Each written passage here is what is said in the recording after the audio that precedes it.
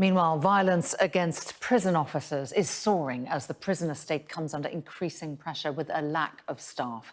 A new report seen by Sky News is warning that without major reform, what it's calling the epidemic of violence against prison officers will only get worse. Our political correspondent Amanda Acas has spoken to one officer who suffered life-changing injuries after an inmate attack. A warning: her report contains graphic images and also references to suicide. I thought I was going to die, 100%. Where are you? This is the moment prison officer Martin Geddes was ambushed by an inmate. He sucker punched me, grabbed me, pulled me into the cell, got hold of my baton, and that's the last thing I remember until I came round with the cell full of officers and my friend thinking my throat had been cut because there was that much blood. This body-worn footage from officers at Guy's Marsh prison in Dorset was shown during the trial of the inmate involved, who's been convicted and sent to a secure hospital. 3 years on, Martin still suffers from searing headaches and says it's had a catastrophic impact on his mental health. The flashbacks were 40 or 50 a day. Suicidal thoughts. If it hadn't been for my partner Alison, I would definitely have taken my own life. Martin's certainly not alone. The latest government figures show prison officers were attacked more than 8,500 times over the past year. That works out at 23 attacks per day, and it's an increase of 16% on the previous 12-month period. The community trade union representing staff at private prisons warns that without generational reform across the justice system, the violence will get worse. They're calling for all political parties to commit to higher staffing levels, greater support and better pay. One of our members had boiling hot water poured all over her with sugar. And we hear stories like that far too often. You know, one is too many, never mind 1 in 4 of our members saying they have been assaulted at work. Sir Bob Neal, the Conservative chair of the Justice Select Committee, says the problems link back to a lack of investment in prisons and staff and longer sentences.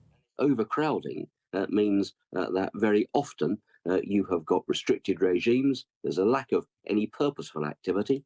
That leads to frustration, and often that's directed at the staff that are having to try and contain this, when in some cases they're short-numbered.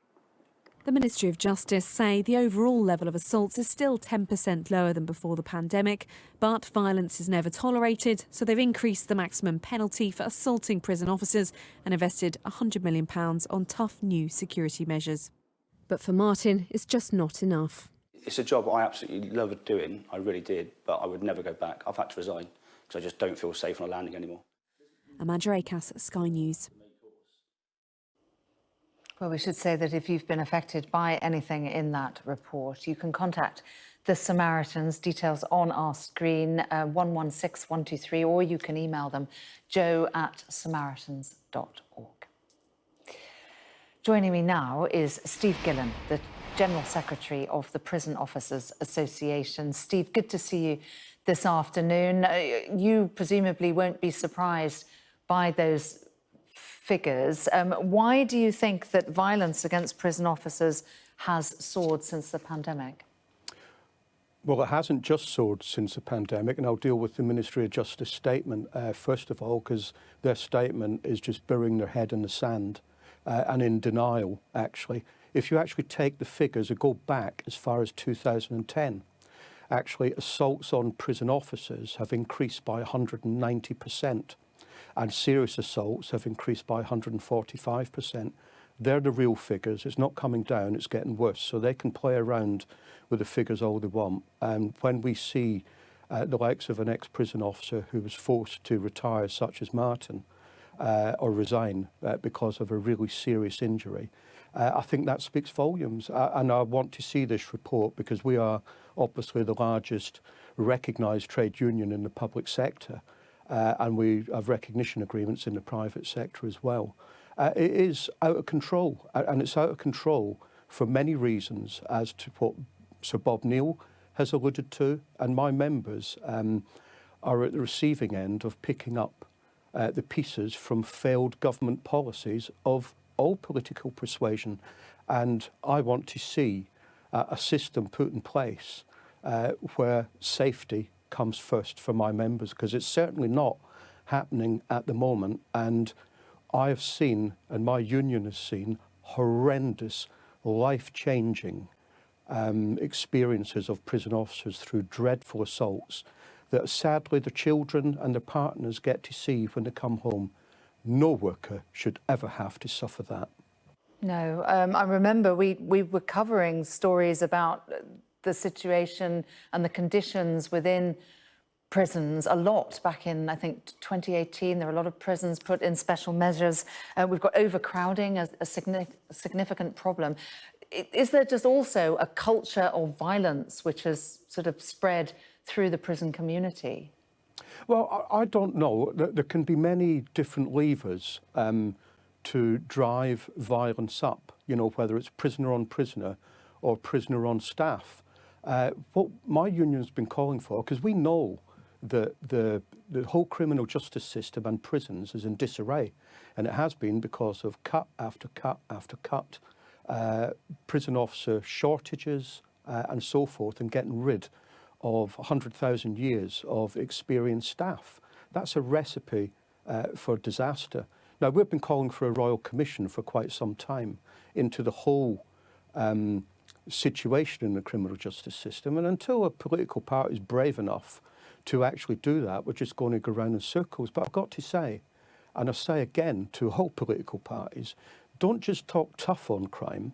Don't just look for those votes, because it's my members that are picking up your broken policies, and they're the ones, prison officer grades are getting assaulted horrendously on a daily basis with, as I say, life-changing injuries. And we've seen some people close to death. We've seen people with smashed cheekbones, broken jaws. We've had female officers that have had urine and excrement thrown over them. I can't think of anything more humiliating. And then when it comes to court action, sometimes courts, Crown Prosecution Service will say because the prisoner is serving a long sentence, it's not in the public interest to prosecute. I defy anybody to work in the intolerable situation that my members are having to face and then say it's not in the public interest. You can see why there is a recruitment and also retention problem. The conditions that you described there, nobody would want to go to work under those circumstances. What are the sanctions for the prisoners for those kind of actions? And indeed, what is the support that's in place for the prison officers?